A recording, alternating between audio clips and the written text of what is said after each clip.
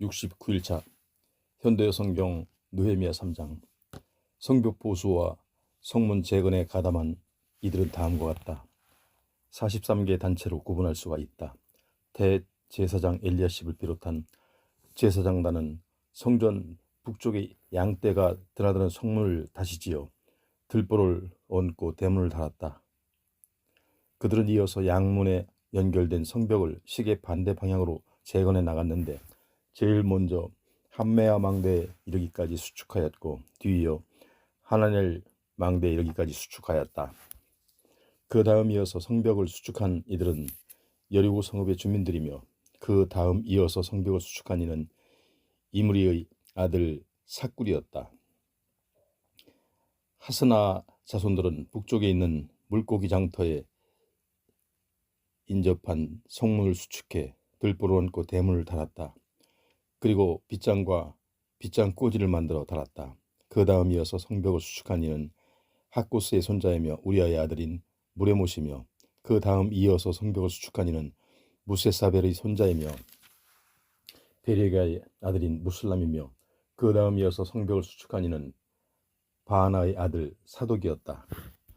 그 다음 이어서 성벽을 수축한 이들은 드고와 사람들이었으나 그 성읍의 유지들은 내가 할당해 준 일을 더 맞지 않았다.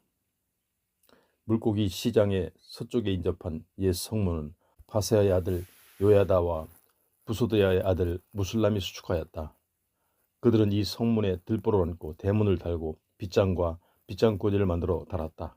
그 다음 이어서 성벽을 수축한 이들은 기브온 사람 몰라다와 메로노 사람 야돈인데 이들은 유브라데 강 서쪽 지방의 총독에게 통치를 받던 기브온 사람들과 미스바 사람들과 더불어 성벽을 수축하였다. 그 다음 이어서 성벽을 수축한 이는 할헤야의 아들 우시엘인데 이 집안은 대대로 금 세공업을 해왔다. 그 다음 이어서 성벽을 수축한 이는 하나냐인데 그는 여러 가지 기름을 혼합시켜서 향료를 만드는 이였다. 그는 우시엘과 함께 예루살렘 성전 서쪽 성벽의 남단에 있는 넓은 성벽에 이르기까지 수축하였다. 그 다음 이어서 성벽을 수축한 이는 도의 아들 르바야인데 그는 예루살렘 구역의 절반을 다스리는 구역장이었다. 그 다음 이어서 성벽을 수축한 이는 하루마베 아들 여다야인데 그는 바로 자기 집 맞은편의 성벽을 보수하였다. 그 다음 이어서 성벽을 수축한 이는 하삼느야의 아들 핫두스였다. 하림의 아들 말기야와 바한 모압의 아들 핫숲은 풀무망대에 이르기까지 성벽을 수축하였다. 그 다음 이어서 성벽을 수축한 이는 헬로헤스의 아들 살룸인데 그는 예루살렘 구역의 절반을 다스리는 구역장으로서 자기 딸들까지 동원하여 공사를 하였다. 그 다음 이어서 남단의 쓰레기 성문에 이르기까지 대략 450m 구간의 성벽은 하눈과 사노아 성읍의 주민들이 수축하였다. 사노아는 예루살렘에서 서쪽으로 16km 지점에 위치한 마을이며 성주 하눈은 온 주민들을 거느리고 성벽을 수축하면서 동시에 쓰레기 성문과 풀무 망대의 중간에 위치한 골짜기 성문도 재건하였다. 그들은 대문을 달고 빗장과 빗장 꼬지를 만들어 달았다. 쓰레기 성문은 레갑의 아들 말기야가 수축하였다. 그는 예루살렘 남쪽 드고와 건너편의 벳다게림 지역을 통치하는 자로서 자기 아들들과 함께 대문을 달고 빗장과 빗장 꼬지를 만들어 달았다. 샘터로 통하는 성문은 미스바 지역을 다스리는 고로세의 아들 살룬이 수축하였는데 그는 문간을 새로 짓고 지붕도 다시 만들어 덮고 대문을 달고 빗장과 빗장 꼬지를 만들어 달았다. 그는 또 셀라 못가의 성벽을 수축하여 다윗성에서 내려오는 층계에 이르기까지 완성하였다. 성 안의 셀라못은 성 밖에 기드론 골짜기에 있는 왕의 동산 가까이에 위치해 있었다. 그 다음 이어서 성벽을 수축한 이는 아스보그의 아들 느헤미야인데 그는 예루살렘에서 남쪽으로 19km쯤 떨어진 곳에 위치한 벳술 지역의 절반을 통치하였다. 다윗성의 남단에는 다윗 때부터 안장된 유다 왕들의 석굴이 있었는데 바로 그 맞은편에 이르기까지 그가 성벽을 수축하였고 또 도성 밖에 인공 호수에 이르기까지 성벽을 수축하고 계속 북향하여 군인들이 주둔한 용사의 집에 이르기까지 공사를 하였다.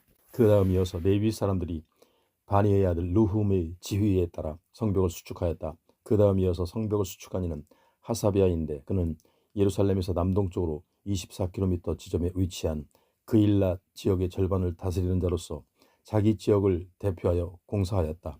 그 다음 이어서 레위 사람들이 헤나다스의 아들 바웨의 지휘에 따라 성벽을 수축하였다. 바웨는 그일랏 지역의 절반을 다스리는 자였다.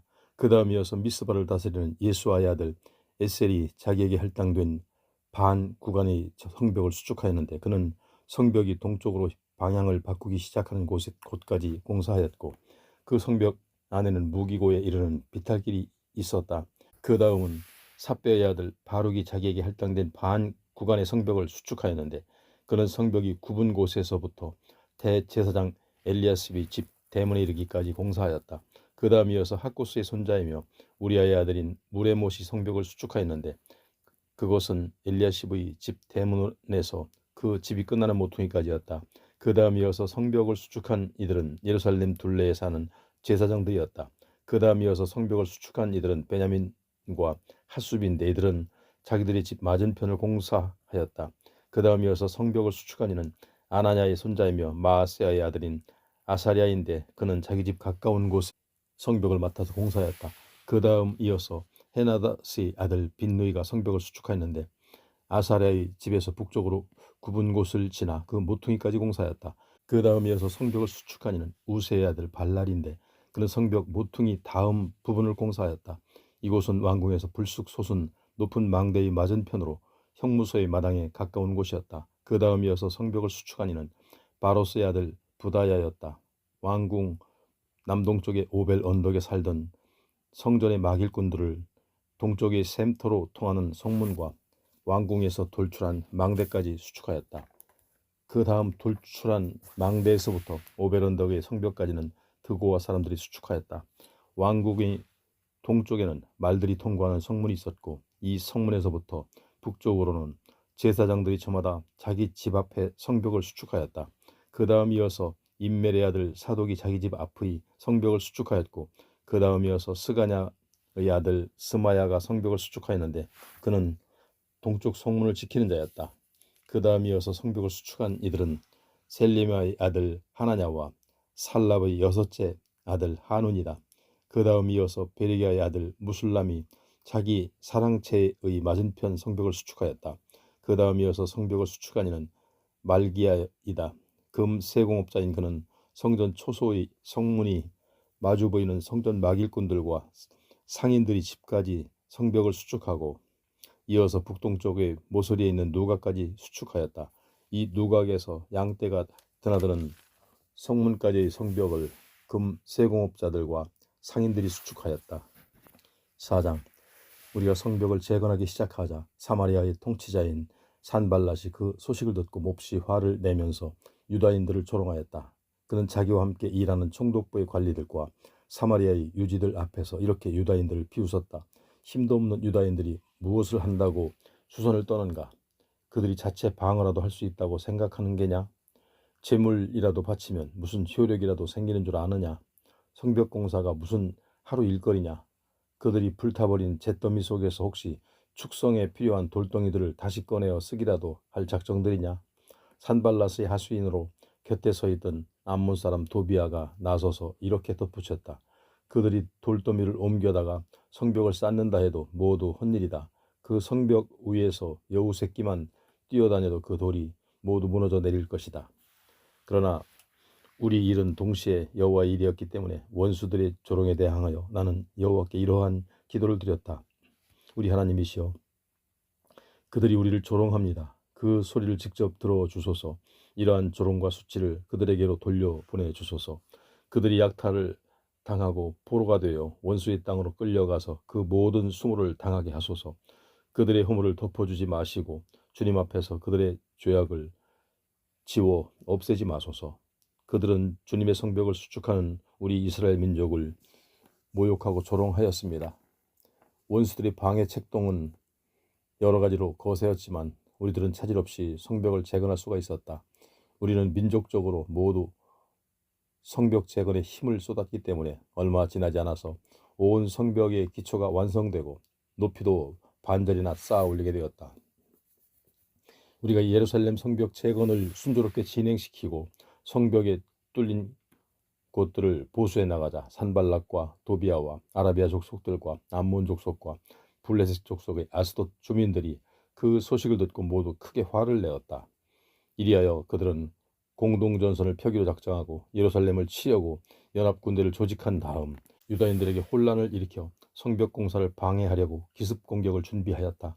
그러나 우리는 이 사실을 기도로 우리 하나님께 보고하였고 보초를 세워서 밤이나 낮이나 그들을 경계하였다. 그런데도 공사에 시달리던 유다인들은 이제 적이 기습이 두려워 사기를 잃고 다음과 같이 상여 소리처럼 처량한 노래까지 지어 불렀다.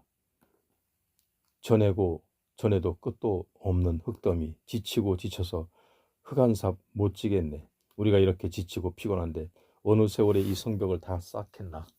그런데다가 우리 원수들은 기습적으로 우리를 살해하려고 작전을 세웠다.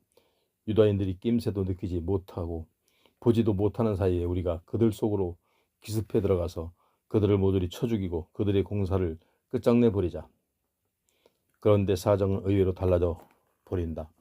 원수들이 근처에 살던 유다인들이 위급한 일이 있을 때마다 우리에게 달려와서 원수들의 동태를 일러줬기 때문이다. 10번이나 그렇게 하였다. 그럴 때마다 나는 사람들을 동원하여 성벽 뒤의 넓은 곳에 집합시키고 그들을 칼과 창과 활로 무장시켜 가문별로 배치시켰다. 그런데 내가 사일하면서 보니 그들이 모두 두려워서 떨고 있었다. 그래서 내가 성주와 지휘관들을 비롯하여 온 백성 앞에 나아가 이렇게 격려하였다. 여러분, 조금도 두려워하지 마시오. 여호와께서 얼마나 위대하시고 권능이 많으신가를 잊지 마시오. 여러분은 오직 용맹스럽게 싸우시오. 여러분의 형제와 아들들을 위하여, 여러분의 아내와 딸들을 위하여, 여러분의 집과 고향을 위하여 담대하게 싸우시오. 우리가 이렇게 무장하고 대비하자 원수들은 자기들의 계획이 폭로된 것을 깨닫게 되었다. 그러나 그들의 계획이 좌절된 것은 하나님께서 그렇게 하셨기 때문이다. 이리하여 우리들은 모두 성벽으로 돌아와 자기 일을 다시 시작하였다. 그러나 바로 그날부터는 모든 사람의 반만 성벽 공사를 하고 나머지 반은 갑옷을 입고 창과 활과 방패로 무장을 하고서 사방을 경계하였다. 그리고 백성의 지도자들은 성벽 공사를 하는 모든 사람을 뒤에서 격려하며 도와주었다. 흙짐을 나르는 이들은 한 손으로 짐을 들고 다른 한 손으로 무기를 들고 있었다. 성벽을 쌓는 이들은 모두 허리에 칼을 차고 공사를 하였으며 나는 항상 내 곁에 나팔수를 두어 유사시에는 언제라도 비상나팔을 불 수 있게 하였다. 그리고 공사 책임자들을 비롯하여 모든 사람들에게 다음과 같이 일러두었다. 우리의 공사장은 아주 넓습니다. 우리는 지금 온 성벽을 수축하는 큰 공사를 벌이고 있기 때문에 서로 멀리 떨어져 있습니다. 그러므로 여러분이 어디서 일을 하든지 비상나팔 소리를 듣게 되면 즉시 나팔 소리를 따라 내게로 오시오. 우리 하나님께서 우리를 위하여 싸우실 것입니다. 우리는 모두 이런 식으로 이른 새벽 여명이 밝을 때부터 늦은 저녁 별이 돋을 때까지 성벽 공사와 경계 근무를 반절씩 나누어 수행하였다. 그리고 나는 밤 시간에 대해서도 이렇게 지시하였다. 모든 지휘관과 공사 책임자는 밤에도 자기 두 아들과 함께 예루살렘의 성 안에서 머물러라. 그리하여 그들은 밤에는 경계를 서고 낮에는 성벽 공사를 하였다. 나도 내 형제도 내 수하의 군인들도 내 경호원도 옷을 벗거나 무기를 놓고 잠을 잔 일이 없었다. 5장 밖으로 원수들과 싸우고 안으로 밤낮 없이 고된 노동에 시달리던 백성들 사이에는 경제적인 어려움 때문에 점차 불평이 쌓여갔다. 남자와 여자들이 계속 내게 찾아와 굶주림을 호소하고 부유한 동족에 대하여 원망을 하기도 하였다. 우선 농토가 없어 생활이 곤란한 이들은 이렇게 호소하였다. 우리 집에는 자녀가 많은데 우리가 먹고 살 곡식을 어디서 얻어야 합니까? 토지는 있어야 때마침 흉년이 들어서 이렇게 호소하는 이들이 있었다. 이런 흉년에 먹고 살기 위해서는 논밭이나 포도원이나 집이라도 저당을 잡혀야 되겠습니다. 또 세금 때문에 탄식하는 이들도 있었다. 우리는 임금님께 포도원의 세금을 바치기 위하여 토지를 담보로 잡히고 부유한 유다인들에게 높은 이자의 빚을 내었습니다. 결국 모든 빈민들이 부유한 이들을 향하여 이렇게 원망하였다. 이렇게 빈부의 격차가 커지면 어떻게 우리가 모두 동족이라고 할 수가 있겠습니까? 우리 육체는 그들의 육체와 다릅니까? 우리 자식들은 그들의 자식과 같지 않습니까? 그런데 이제는 우리가 그들에게 우리 아들, 딸들을 노예로 팔아먹게 되었습니다. 벌써 우리 딸들 중에서 여러 명이 노예 신세가 되었습니다. 그러나 우리 논밭과 포도원이 이미 부유한 사람들에게 넘어갔기 때문에 불쌍한 딸들을 건져낼 길이 없습니다.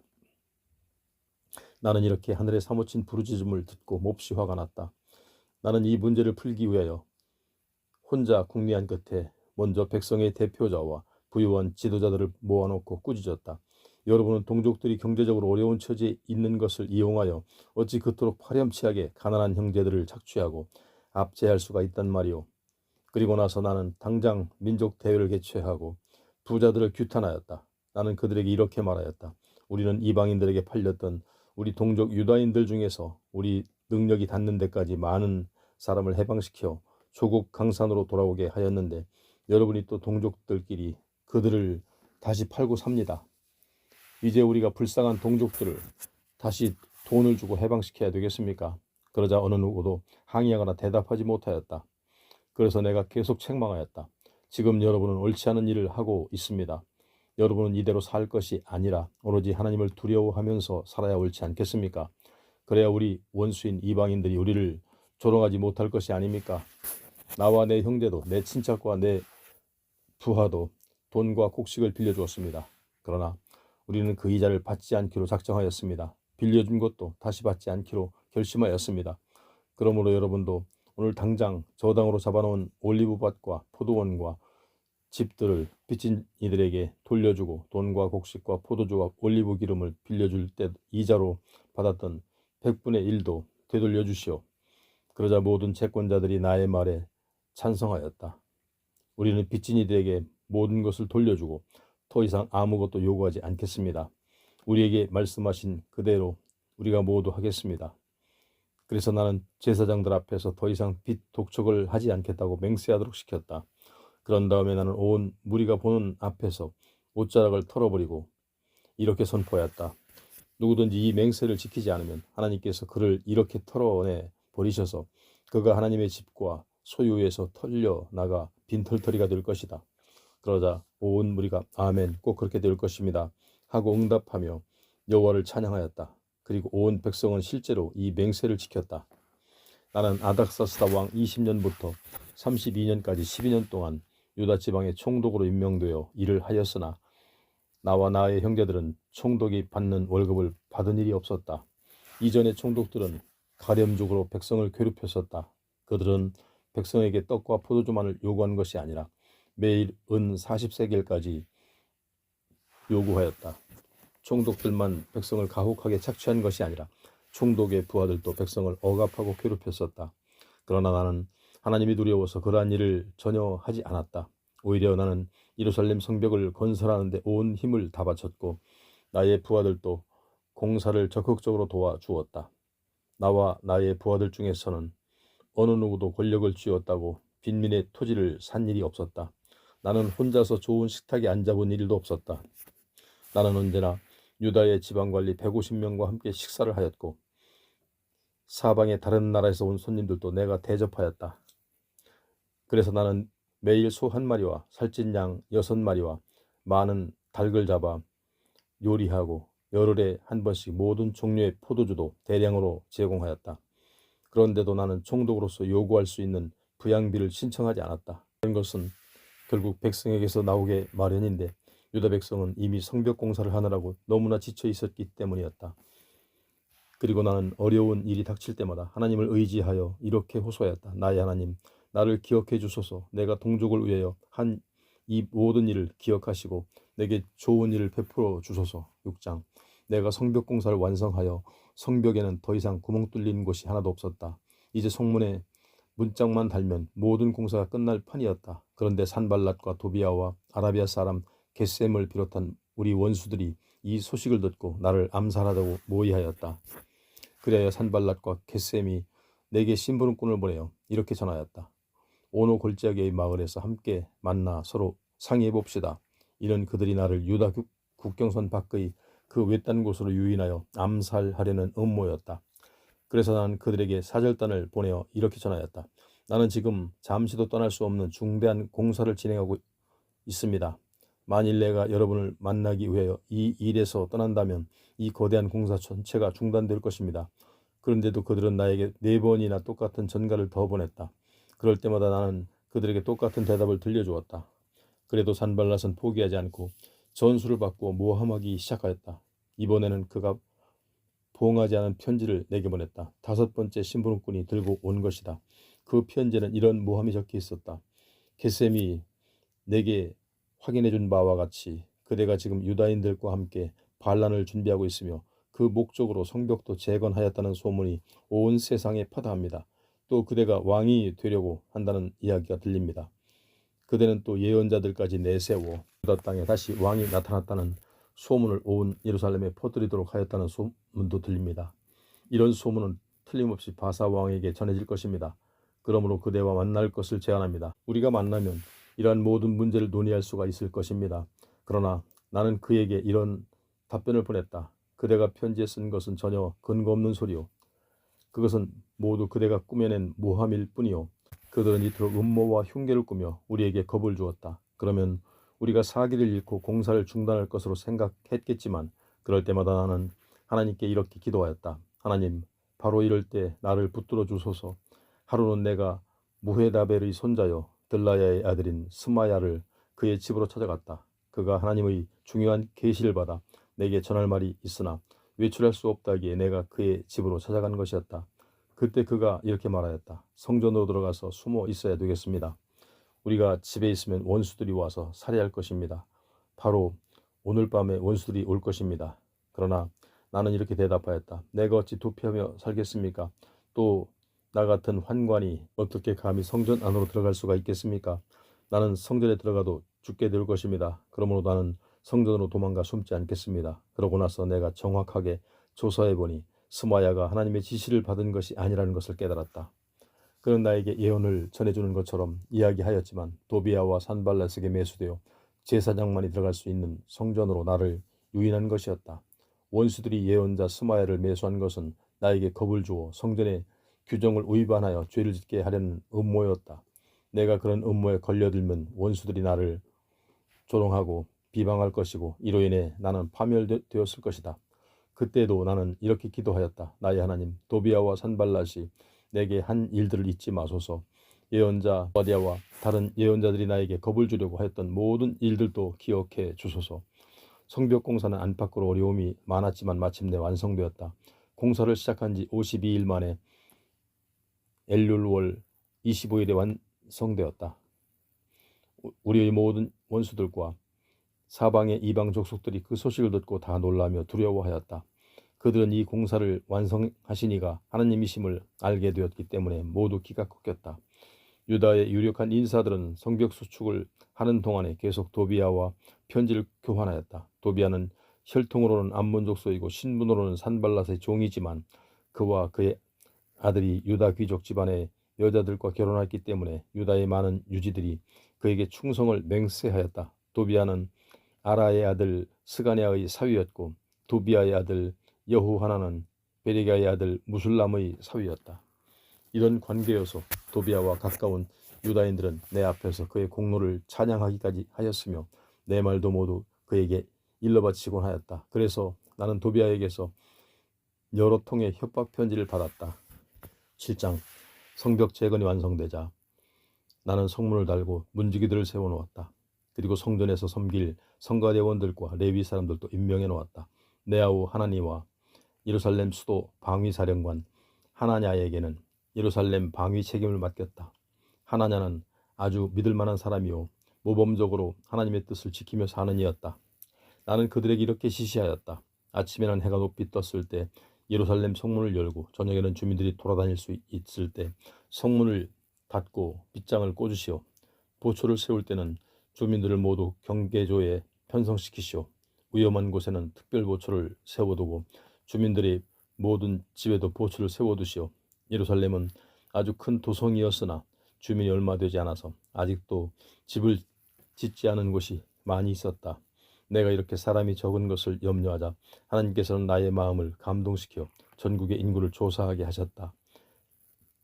그래서 나는 전국의 유지들과 관리들과 백성들을 불러 모으고 전국적으로 인구조사를 시켰다. 이때 나는 수룹바벨을 따라 1차로 귀환한 이들의 이름이 등록한 책을 발견하였는데 거기에는 이런 내용이 기록되어 있었다. 바벨론 왕 느부갓네살이 오래전 유다인들을 포로로 잡아갔는데 이제 그 후손들이 예루살렘과 유다 고향으로 돌아오게 되었다. 이때는 유다가 바사 제국에 편입된 유다 지방이었고 유다 지방에 들어와 사는 유다인들이 많았다. 그들은 조국 땅으로 인도할 이들은 다음과 같다.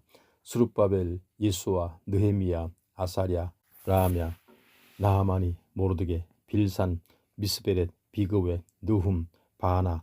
포로 생활에서 대가족을 거느리고 돌아온 시족의 우두머리와 그 자손들의 수는 다음과 같았다.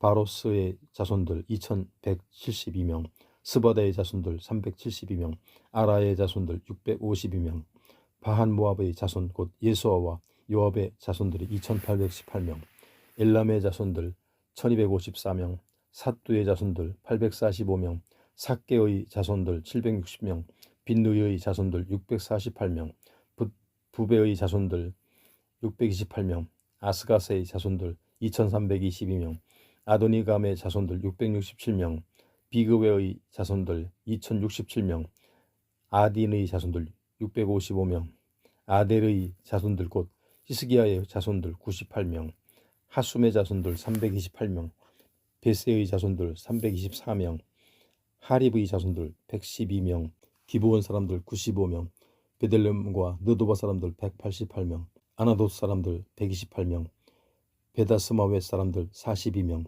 기럇 여아림과 그비라와 베롯 사람들 743명, 라마와 게바 사람들 621명, 믹마스 사람들 122명, 베델과 아이 사람들 123명, 다른 느보 사람들 52명, 다른 엘람의 자손들 1254명, 하림의 자손들 320명, 여리고 사람들 345명, 로드와 하딧과 오노 사람들 721명, 스니아의 자손들 3930명, 제사장들 중에서는 다음과 같은 집안들이 귀환하였다. 예수아 집안의 여다야 자손들 973명, 임멜의 자손들 1052명, 바스울의 자손들 1247명, 하림의 자손들 1017명, 레위 사람들 중에서는 호두야 자손 곧 예수와 간미엘 자손 74명이 돌아왔다. 성전의 성가대원들 중에서는 아삽의 자손들 148명만이 돌아왔다. 성전 문지기들 중에서는 살룸 자손과 아델 자손과 갈문 자손과 아굽 자손과 하디다 자손과 소베 자손 138명이 돌아왔다. 성전의 막일꾼들 중에서는 다음과 같은 가장들이 온 가족을 거느리고 귀환하였다. 사하, 하수바, 탑바옷, 게로스, 시아, 바돈, 느바나, 하가바, 살메, 하난, 깃델, 가할, 르아야, 르신, 느고다, 갓삼, 우사, 바세야, 베세, 무우님 자손들, 느비스심 자손들, 박북, 하그바, 할홀, 바슬릿, 무이다, 하르사, 바르고스, 시스라, 데마, 느시아, 하디바, 솔로몬의 노예들 중에서는 다음과 같은 가장들이 자손들을 거느리고 귀환하였다. 소데, 소베렛, 브리다, 야알라, 다르곤, 깃델, 스바디아, 핫딜, 부게렛, 하스바임, 아몬, 성전 막일꾼들과 솔로몬의 노예들 중에서 이렇게 고국으로 돌아온 유다인들은 모두 392명이었다. 바사의 델멜라, 델하르사, 그룹, 앗돈, 임멜 등의 지역에서 귀환한 집안도 있었다. 그러나 이들의 혈통이 이스라엘 가문인지는 확인할 수가 없었다. 그들은 들라야, 도비야, 느고다의 세 집안에 딸린 642명인데 그 지역들에는 유다인이 그 지방의 사람들과 혼인하여 혈통이 많이 섞였기 때문이다. 귀환한 제사장들 중에서는 족보에서 자기들의 이름을 찾지 못한 이들이 몇 명이 있었다. 그들은 호바야와 하코스와 바르실레 세 집안이었다. 바르실레의 집안의 원조는 길르앗의 거부 바르실레의 딸과 결혼해서 처가의 성을 받아 가문을 세운 사람들이었다. 우리의 세 집안은 제사장의 혈통을 이어받았다고 입증할 수가 없었기 때문에 부정한 사람들로 분류되어 제사장의 직분을 맡지 못하였다. 총독은 우선 그들에게 제사장만이 먹을 수 있는 거룩한 제물을 먹지 못하게 조치하고 우림과 둠밈을 가지고 이들의 문제를 판결해줄 대제사장이 임명될 때까지 기다리게 하였다. 고국으로 귀환한 온 무리는 모두 42,360명이었고 그 밖에 남녀 노예가 7,337명이었다. 남녀 성가대원 245명이요 말 736마리, 노새 245마리, 낙타 435마리, 나귀가 6720마리였다. 백성들 중에서는 건축 공사를 위하여 예물로 바친 이들이 많았다.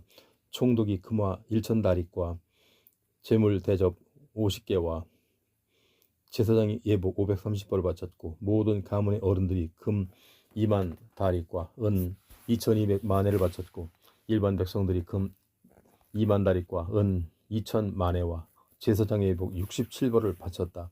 이제는 모든 귀한 자들이 자기 고향 마을에 정착하였다.